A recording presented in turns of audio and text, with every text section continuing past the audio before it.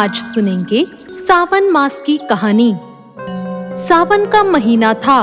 भगवान भोलेनाथ और माता पार्वती कैलाश पर्वत पर बैठकर सबको पृथ्वी पर देख रहे थे। कोई शिवलिंग पर जल चढ़ा रहा था, कोई दूध चढ़ा रहा था और कोई बहुत दूर से गंगा जल लाकर चढ़ा रहा था। उन सबको ऐसा करता देखकर माता पार्वती ने भगवान भोलेनाथ से कहा, ये सब जो आपको इतना कुछ अर्पित कर रहे हैं, इनसे इन्हें क्या फल मिलेगा? इस पर भगवान भोलेनाथ ने कहा, जो लोग मुझे सावन मास में जल अर्पित कराते हैं, उन्हें स्वर्ग की प्राप्ति होती है। इस पर माता पार्वती ने हैरानी से कहा, क्या भगवान ऐसा होता है? तो इसका मतलब ये लाखों करोड़ों लोग जो आपको सावन में जल अर्पित कर रहे हैं, क्या वो सभी स्वर्ग प्राप्त करेंगे? भगवान भोलेनाथ ने कहा, पार्वती, तन से स्नान कराने से ज्यादा महत्व मन से स्नान कराने वाले का है।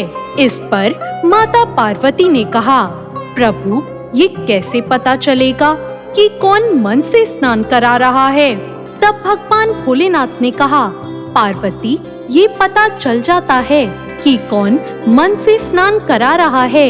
आइए, ये बताने के लिए मैं आपको पृथ्वी पर लेकर चलता हूँ।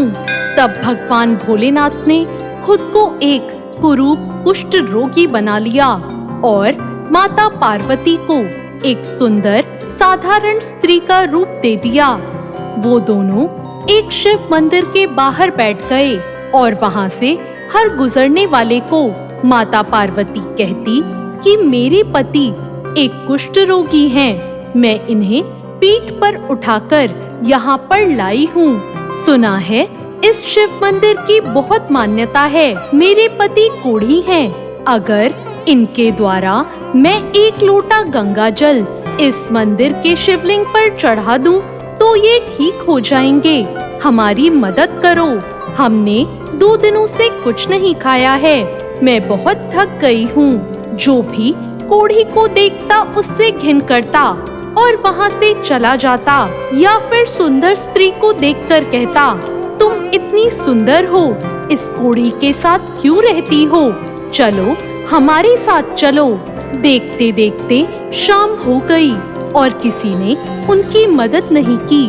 तभी वहाँ एक गरीब मजदूर आया और माता पार्वती को देखकर बोला, बताइए, आपको क्या काम है? आप यहाँ इस तरह क्यों बैठे हैं? माता पार्वती ने उस लड़के को सारी बात बताई। इस पर उस लड़के ने कहा, ये लो, मेरी माँ ने मुझे 4 रोटियां खाने को दी थी। पहले आप इसे खाकर अपनी भूख शांत करो, क्योंकि कलयुग में आप एक ऐसी स्त्री हो जो अपने पति की इस तरह सेवा कर रही है।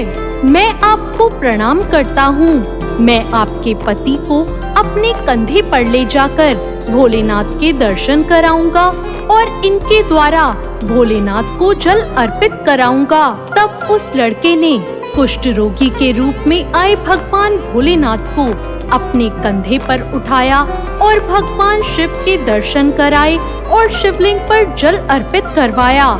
ऐसा होने के बाद भगवान शिव ने माता पार्वती से कहा, देखिए, ये है जिसने मुझे तन से नहीं मन से स्नान कराया है। उन करोड़ों लोगों में से ये है जो स्वर्ग को प्राप्त करेगा।